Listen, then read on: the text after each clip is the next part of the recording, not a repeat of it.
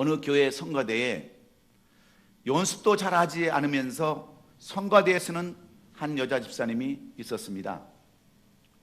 연습을 잘 안 하기 때문에 예배가 시작되고 성가가 시작되면 매번 호흡이 안 맞아서 틀리기 때문에 그 성가대에서는 아주 골치 아픈 집사님으로 정평이 나 있었습니다. 그럼에도 불구하고 이 집사님은 성가대에 서는 것이 하나님께서 나에게 주신 은사라고 생각을 하고 성가대를 떠나질 않는 겁니다. 그리고 고집을 피우는 겁니다. 그래서 성가대장과 지휘자와 성가대원들은 그 집사님이 좀 다른 부서에 가서 봉사하기를 원하는데 그 누구도 그 말을 선뜻 꺼낼 수가 없습니다. 할 수 없이 성가대 지휘자가 목사님에게 찾아와서 이런 얘기를 했습니다. 목사님, 아무개 집사님이 이 성가대 대원인데 연습도 안 하고 맨날 음이 틀려가지고 우리가 은혜가 안 됩니다. 그러니 목사님이 좀 그 문제를 좀 처리해 주세요. 그 성가대원이 계속 쓰면 내가 성가대 지휘를 할 수 없습니다. 성가대장도 그만둔다고 합니다. 그 성가대원들도 그만두겠다고 그렇게 얘기합니다. 그러니 목사님이 좀 해결해 주세요. 성가대가 이렇게 심각한 지경에 이른 것을 알았던 목사님은 할 수 없이 그 집사님을 찾아가서 권면에 이르게 됩니다. 집사님, 혹시 집사님 성가대 말고 다른 데서 혹시 봉사할 마음 없으세요? 그랬더니 이 집사님이 목사님을 위아래로 딱 쳐다보면서 기분 나쁜 투로, 아니 목사님, 왜 제가 성가대를 그만둬야 되는데요? 아니 무엇 때문에 제가 성가대를 그만둬야 되는데요? 이렇게 되묻는 거예요. 목사님이 사실대로 얘기할 수가 없어서 좀 말을 만들어 가지고 이렇게 얘기했어요. 예, 집사님, 다름이 아니라 집사님 너무 바쁘셔서 성가대에 잘 참석하지 못하지 않습니까? 연습도 잘 못하지 않습니까?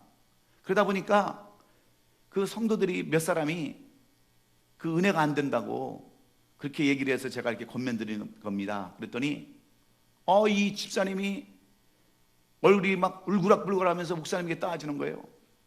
목사님, 그런 말 하지 마세요. 목사님은요 설교할 때마다 맨날 더듬거리고 버벅거린다고, 그리고 설교가 은혜가 안 된다고 얘기하는 사람이요 50명도 넘어요. 50명 그렇게 얘기를 하더래요. 그래서 그 이야기를 듣고 이 목사님이 그날 밤 잠을 이루지 못했다고 합니다. 사랑하는 성도 여러분, 왜 오늘 제가 또 이렇게 실없는 이야기를 서두로 말씀을 꺼내고 있습니까? 상대방의 뜻을 모르면 이렇게 슬프고 안타까운 일들이 일어나기 때문입니다. 위아래도 없는 막가는 행동을 할 수밖에 없고 방하고 갈등하는 삶을 살 수밖에 없기 때문입니다.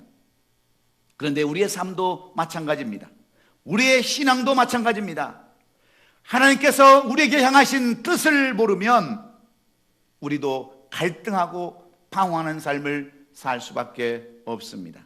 우리들이 세상을 살아가다 보면 그 누구를 막라고 다 같이 갖는 공통적인 의문이 있는데, 그것은 바로 하나님께서 우리를 향한 뜻이 무엇인가 하는 겁니다.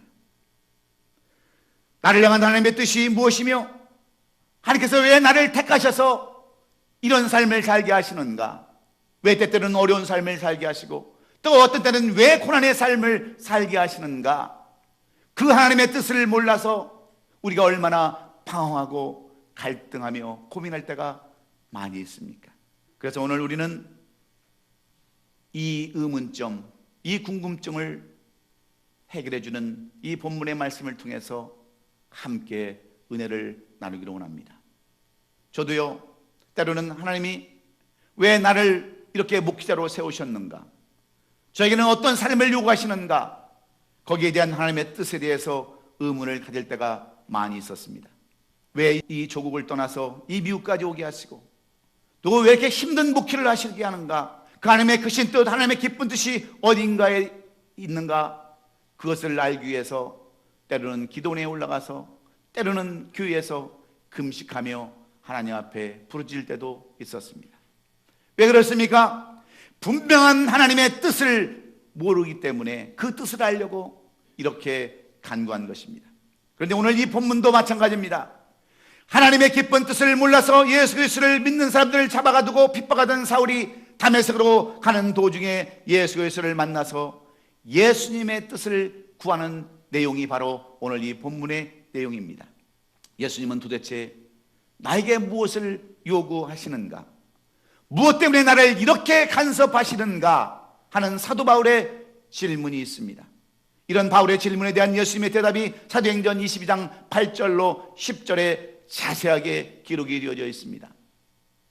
내가 대답하되 주님 누구시니까? 하니 이르시되 나는 내가 박해하는 나사렛 예수라 하시더라.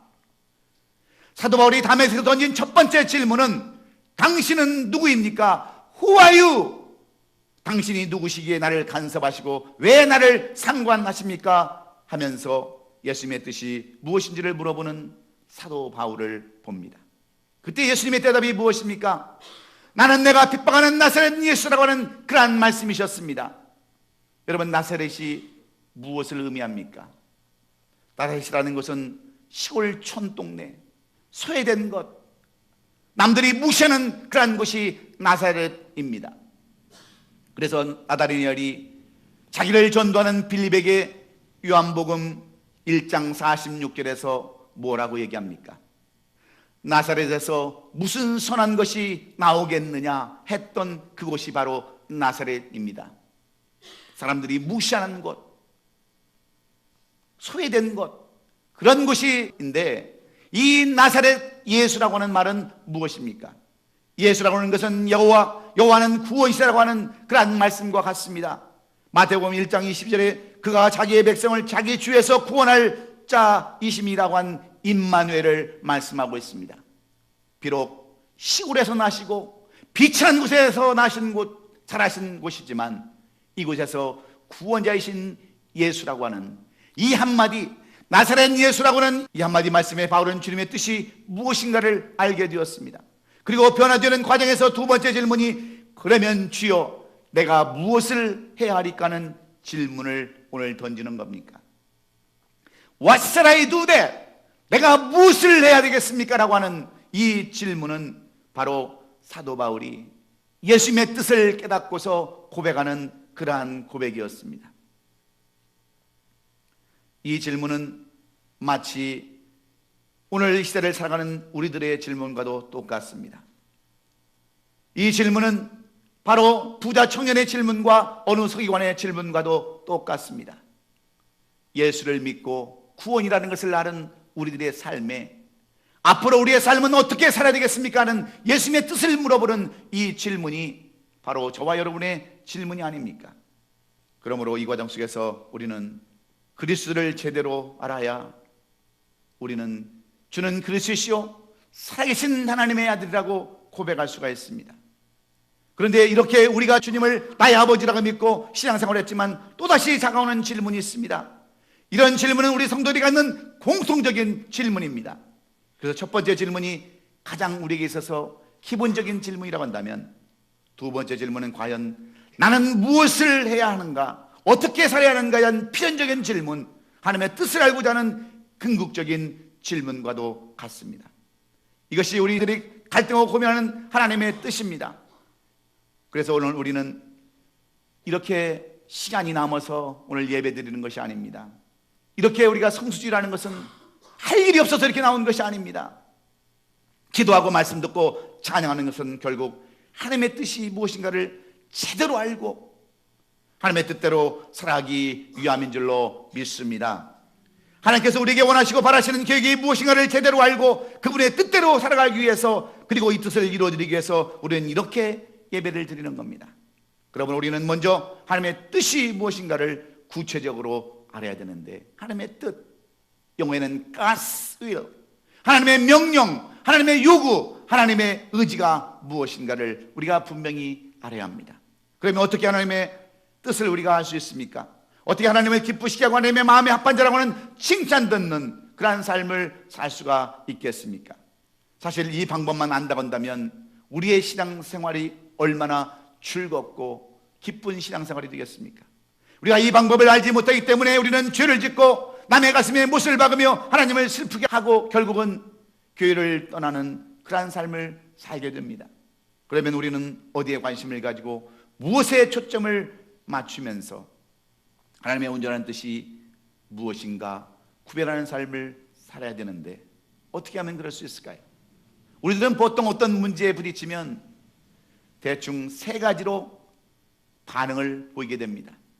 첫째는 결과만 따져서 일을 하는 사람들이 있습니다.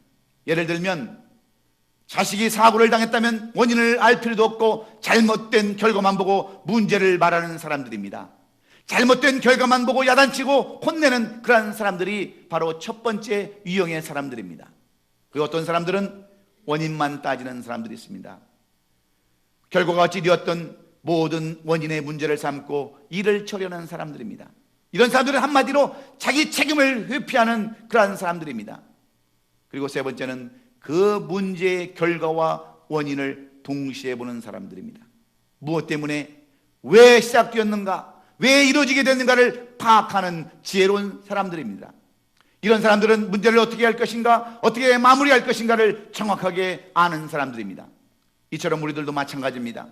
신앙생활하는 가운데 여러 가지 문제가 생기면 어떤 사람들은 결과만 가지고 따지기 때문에, 원인만 가지고 따지기 때문에 항상 문제가 생기는데, 우리가 원인과 결과를 다 같이 생각하면서 문제를 해결할 때에 아름다운 결과가 있는 줄로 믿습니다. 오늘 우리가 생각해 볼 하나님의 뜻도 마찬가지입니다. 하나님께서 우리에게 무엇을 요구하시는가, 우리가 어떤 삶을 살아야 되는가, 하나님의 뜻이 무엇인가, 명령이 무엇인가를 알려면 우리도 어떻게 해야 올바른 삶을 살아가야 되는가. 오늘 우리가 생각해 보아야 할 하나님의 뜻이 무엇인가 하는 문제도 똑같습니다. 우리가 하나님의 뜻이 무엇인지 하는 문제를 해결하려면 가장 먼저 내가 던지는 질문, 내가 가지고 있는 질문에 대한 문제의 성격이 먼저 파악돼야 되는데, 그것은 첫 번째로 하나님의 입장에서 그 문제를 바라보아야 한다는 겁니다. 하나님의 뜻이 어디에 있는가 알려면 여러분 그 과정을 하나님의 입장에서 보라, 그런 말입니다. 다시 말씀드리면 하나님이 윤리적이고 도덕적인 면에서 문제를 파악해야 한다고 하는 그러한 뜻과 똑같습니다. 하나님께서 살인하지 말라, 간음하지 말라, 도둑질하지 말라고 한 윤리적이고 도덕적인 면은 아예 거론할 조차도 없다는 의미입니다. 이미 결정한 일을 가지고 씨름하고 고민해봤자 시간 낭비이기 때문에 그렇습니다. 예를 들면 내가 갖고 싶어하는 물건이 하나 있는데 돈이 없다고 하나님 앞에 내가 저 물건을 훔쳐야 될까요, 말까요? 물어볼 필요가 없다고 하는 거예요.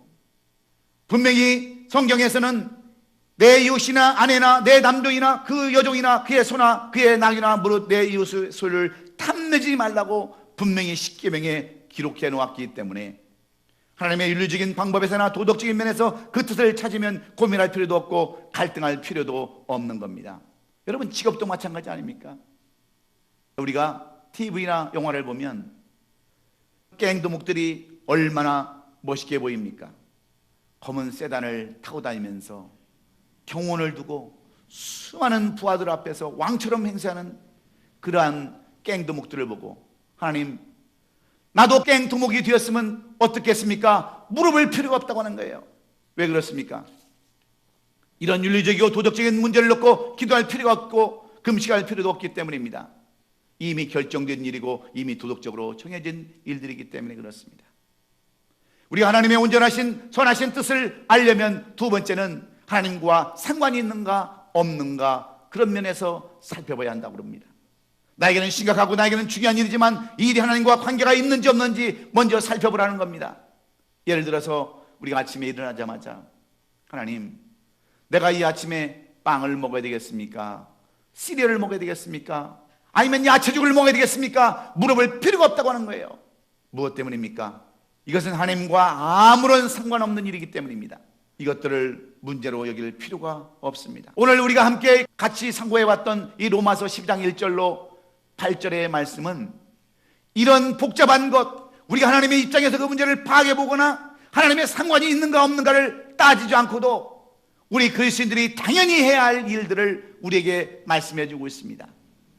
우리 하나님의 은혜를 입은 하나님의 자녀라고 한다면 우리가 물어보고 기도해 볼 필요도 없이 날마다 행해야 하는 삶을 우리에게 사도 바울은 분명하게 말씀해 주고 있습니다.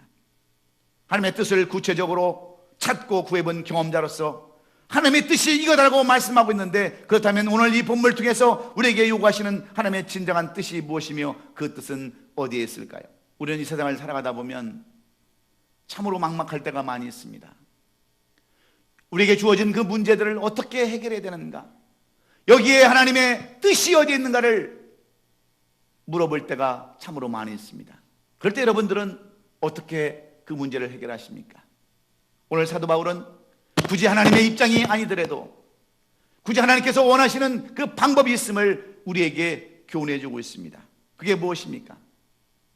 첫째는 전심으로 하나님께 예배드리는 삶이라고, 그것이 하나님의 뜻이라고 우리에게 말씀해 주고 있습니다.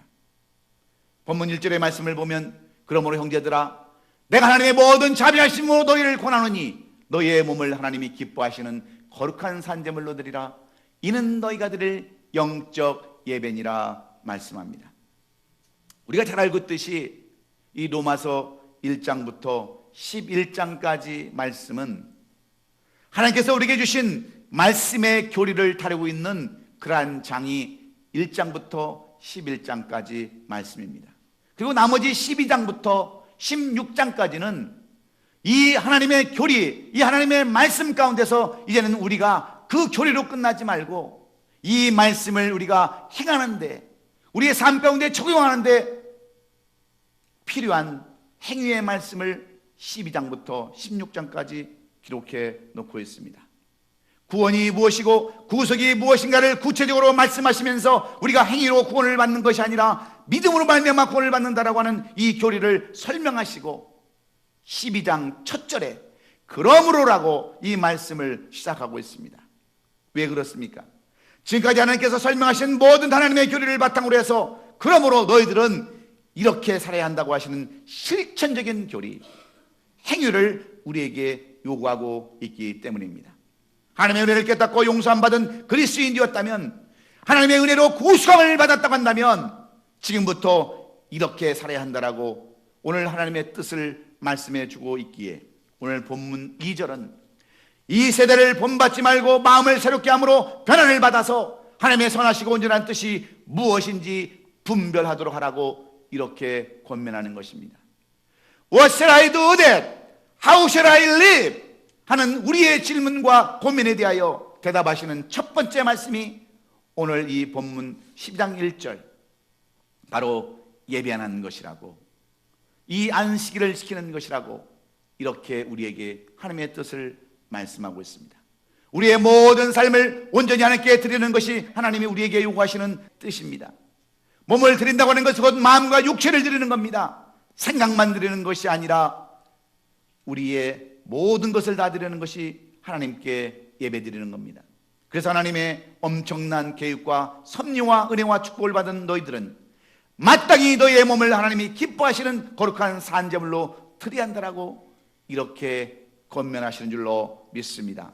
그렇습니다. 우리를 향한 하나님의 뜻은 예배하는 삶, 하나님을 경외하는 삶입니다.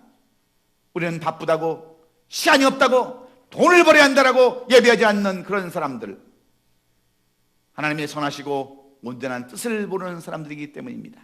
그런데 우리들은 어떤 삶을 살아갑니까? 성수주의를 하지 않냐고, 예배드리지 않냐고, 찬양하지 않는 것은 믿지 않는 사람들의 모습과 똑같은 모습입니다. 그래서 십계명에서 1계명부터 3계명까지는 무엇을 의미합니까? 너희는 다른 우상을 섬기지 말고 오직 나만 경외하라고, 결론적으로 4절에 가서는 안식일을 거룩히 지키라고 십계명에서 우리에게 말씀하시는 이유는 하나님의 뜻이 우리로 하여금 영광을 받기 위함이기에, 하나님의 뜻은 우리가 전심전력에서 성수주의라고 예배하는 것임을 여러분 기억하시고, 예배에 소홀히 하지 않는 저와 여러분 될 수 있기를 예수님의 이름으로 축원합니다. 두 번째로, 우리가 하나님의 입장에서 굳이 이야기하지 않더라도 우리 하나님의 관점에서 보지 않더라도 우리가 하나님의 뜻을 알 수 있는 두 번째 비결이 있는데, 오늘 사도 바울이 우리에게 요구하는 하나님의 뜻 두 번째는 무엇입니까?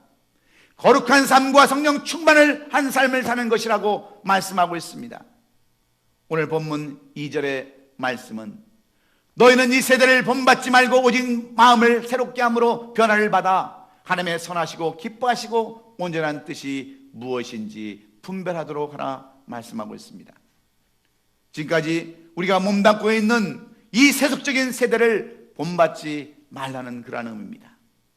거룩하고 깨끗한 삶을 살아야 한다는 것이 우리 주님이 우리에게 요구하시는 하나님의 명령이요 하나님의 뜻인 줄로 믿습니다. 그래서 하나님이 선하시고 기뻐하시고 온전한 뜻이 무엇인지를 분별하고 살라고 이렇게 말씀하는 겁니다. 이것이 우리 성도들의 책임이요 의무이며 하나님의 뜻입니다. 구원받은 성도들의 책임은 나의 삶을 통하여 하나님께 예배하고 경배하며 찬양하는 것입니다. 비록 우리가 하나님의 뜻을 완전하게 다 할 수는 없어도 창조주이신 그 하나님을 경외하는 것, 경배하는 것은 우리 성도들이 드려야 할 마땅한 도리이기 때문입니다. 그런데 우리들은 일반적으로 하나님의 뜻 그러면 보통 윤리적인 면과 도덕적인 면만 하나님의 뜻으로 생각할 때가 많이 있습니다. 그러나 하나님의 진정한 뜻은 하나님의 은혜로 변화된 삶을 사는 것인 줄로 믿습니다. 거듭난 삶을 사는 것인 줄로 믿습니다. 선하고 의로운 삶. 그래서 이러한 변화된 삶, 신뢰하고 향기로운 삶을 데살로니가전서 5장 16절은 이렇게 설명합니다. 항상 기뻐하고 쉬지 말고 기도하라. 범사에 감사하라. 이것이 그리스도의 손에서 너희를 향하신 하나님의 뜻, God's will이라고 이렇게 말씀합니다. 우리가 거듭나서 변화된 삶을 사는 것은 바로 항상 기뻐하고 쉬지 말고 기도하고 범사에 감사하는 이것이 바로 하나님의 명령이라고 말씀합니다. 그럼에도 불구하고 우리는 때때로 어떤 삶이 변화를 받은 삶인지 몰라서 고민할 때가 얼마나 많이 있습니까? 우리는 내가 무엇을 해야 되는지, 무엇을 먹고 살아야 될지, 그리고 내일은 어떻게 살아야 될지 정말 많은 고민 가운데 살아갈 수밖에 없습니다. 내가 변호사가 되어야 되는지, 내가 왜 의사가 되어야 되는지, 왜 목사가 되어야 되는지 우리가 그것을 모를 때가 너무나도 많이 있습니다. 그러나 우리의 삶이 거룩하지 않으면 변호사도 목사도 의사도 아무런 소용이 없습니다.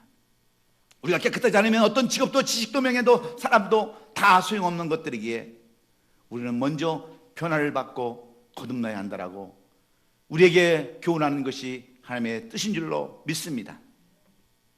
한마디로 변화받아 거룩하고 성령 충만한 삶을 사는 것이 하나님의 뜻이다, 이렇게 말씀하고 있습니다.